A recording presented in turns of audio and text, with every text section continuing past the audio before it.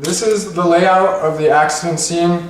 We've got the store right here on the northwest end of the lot. We've got the drive-through starting at the southeast side. It goes north, takes a left going west, and then goes down south on the west side of the store where the drive-through is, where you actually buy the stuff. And we've got three lights. We got one main light right here. We've got a little light down here in the corner, and we've got one right here on the corner. This light only illuminates down here. This light only illuminates right here, as well as this one only illuminating this corner.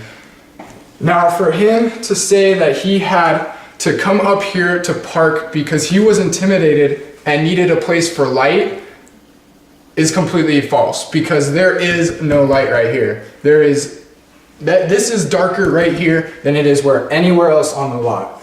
And all right, well, we've got the rope off. We've got the rope right here. This rope, the red rope right here, was there the night of the accident, and all it was a bucket with a post in it and a rope going around. Now if you look at it, there is a cement curb going all along there, which that was not there the night of the accident. There are cement pillars now where the bucket was. Yeah. It still has the rope and with directions showing you where the drive-through is. Now, the night of the accident, I was traveling westbound on Southern Avenue, and from the distance, I could see his truck parked up at 44th Ave. And he was idling there I don't know how long he was idling there for, but his car was just sitting there, so I didn't think anything of it. It was my right of way to begin with, so as I'm traveling down west, I go to make my turn to turn into the parking lot. I notice the signs right here all telling me to go right to enter into the lot. And the night of the drive-through now, these lights are lit up. The night of the accident, these were just signs in a bucket. They were not lit up. So as I'm going down west, I go to make my right and I turn in and I notice I'm a little bit off. So I go to make my correction and I'm going right into the drive-through. But as I go to make my correction is when he started to come up. When I made my turn, I lost full complete view of him. So after I made my turn, I did not know anything about what he was gonna do. So as I'm coming up, I make my correction, and that's when he comes up. And when I'm coming up, we make it to just about the entrance of the drive-thru when we make contact. And when we made contact, he was going fast. He was going at least 25 to 30 miles per hour. He did not even get close to slowing down until back here. He came up a little bit, kind of stopped in a way, of course, and I stopped. And as soon as I stopped, there was another car coming into the traffic. So we quickly drive up.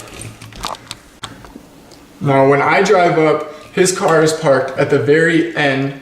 There's a brick wall right here, and it's at the very end where the line of the store starts. And I pull up about 3-4 car lengths behind him, so we give him enough room. It was raining, it was wet that night, so I just pulled up in a dry spot that wasn't a puddle. And at that point, we stopped the car. He had already gotten out of his car and was starting to approach me. So I got out of my car, and when I got out of my car, my passenger got out of his car, but he did not move from where he was. He opened his door just to assess the damage, did not do anything else. I approached him, we met about halfway and started talking from there. He came up asking me, the first thing we said to each other was, "Are you okay?" He said it to me, I said it back. At that point, I started asking him, did he see me? He started freaking out, not freaking out, but started acting weird. He started acting like, "I know what I did, I'm so sorry." He was apologizing the whole time. He's like, "I know what I did, I'm so sorry. You don't have to worry about it, I've got Geico." And beyond that, it's whatever. None of my passengers got out of the car and said anything to him. Not one of them said anything directed towards the guy in any way. Did both of them get out after the accident? Only one passenger got out to begin with. He got out, he assessed the damage, went around the car, just to go to the passenger right here in the back of my car to talk to him. And they sat there for a couple minutes talking, and that was it. The entire time, me and Wayne Prawl were having our conversation, we were by his truck. At no point in time was he even close to my car or close to my passengers. My passengers weren't close to him, and he wasn't close to them. So for him to say they were intimidating him, or any of us intimidating him, has to be. Did anyone call him a homie? Nobody called him anything. I was the only one talking to Wayne the entire time. Wayne is twice my size, so for him to say he's intimidated of me is, I mean, that has to be false as well. But And your passengers, are they bigger than you two? No, they're shorter than me, but I mean, yeah. Okay, what happened next? At that point, I started asking for his information. I went back into my car, grabbed all my information. He went back to his truck, was grabbing his information. So I walked up to his truck to hand him my information. And at that point, I asked him for his information. I asked if he had any insurance or anything to show me. At that point, he started telling me, he's like, yeah, give me a second, 1 second. So I had handed him my piece of paper and walked back to my car for a minute to give him time to look through his stuff.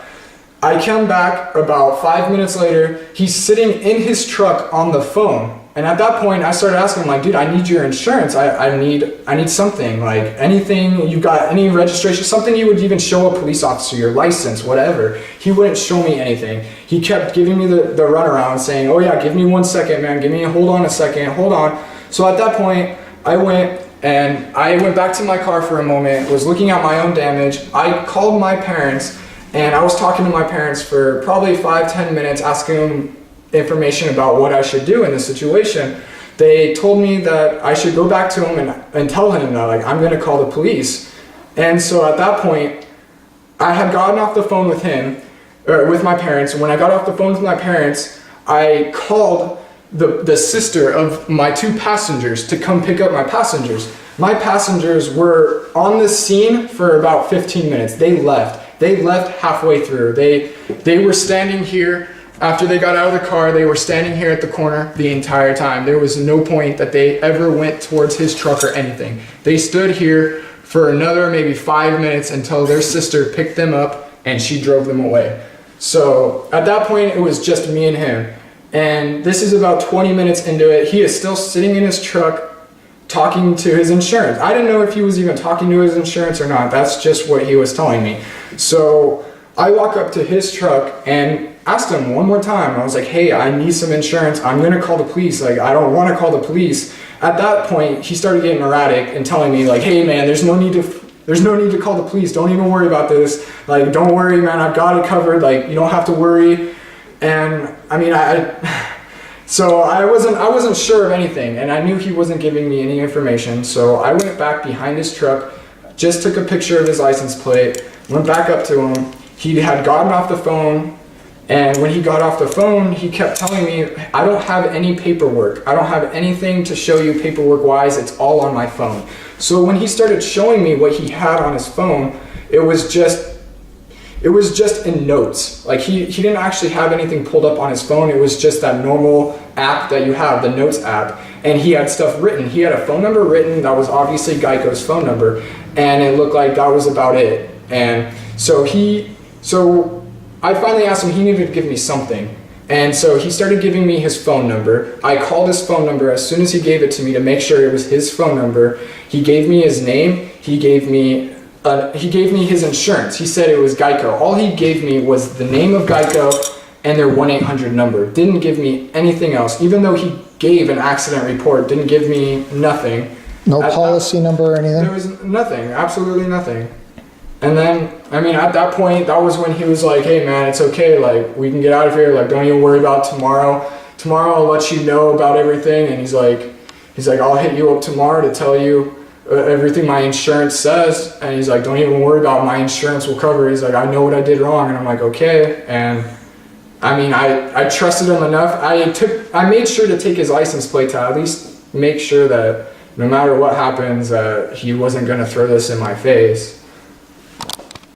Now I understand that Wayne Prawl has his side of the story, and his side of the story makes absolutely no sense to me, but Wayne's side of the story was that I was traveling westbound on Southern Avenue. I had taken my turn into the parking lot. He said when I made my turn into the parking lot, I was driving directly towards the store. He said I had come to a complete stop. And at the time of me coming to a complete stop is when he said he started to proceed.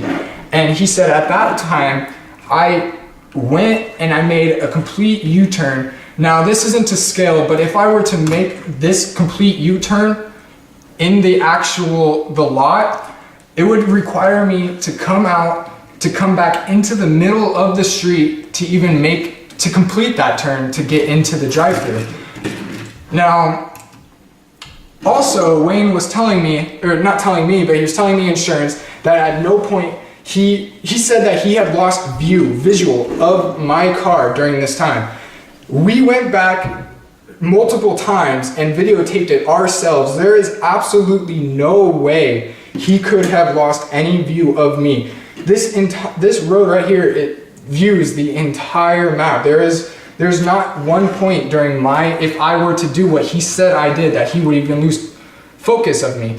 And if I were to do what he said I had done, I would have had a complete view of him.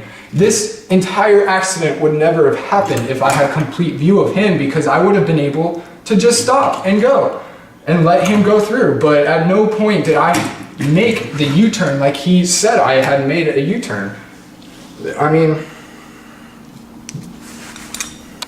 Now, the adjuster says that you made contact heading at about 2 o'clock and that he was angled at about 1 o'clock.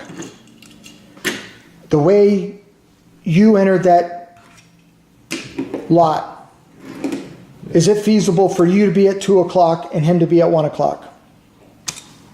My side? Yeah, of course it's plausible. If I turned in and I had turned in and I had to correct myself. I saw all the signs, the arrows pointing to the enter here. So, I mean, this is my first time ever coming to this store, so I had no idea that it was right here. So I pulled into the lot. I saw that it was over here, so I made my little correction. At no point did I ever even stop my car. I was going slow. It was 10:30 at night and it was raining, but I did not stop my car.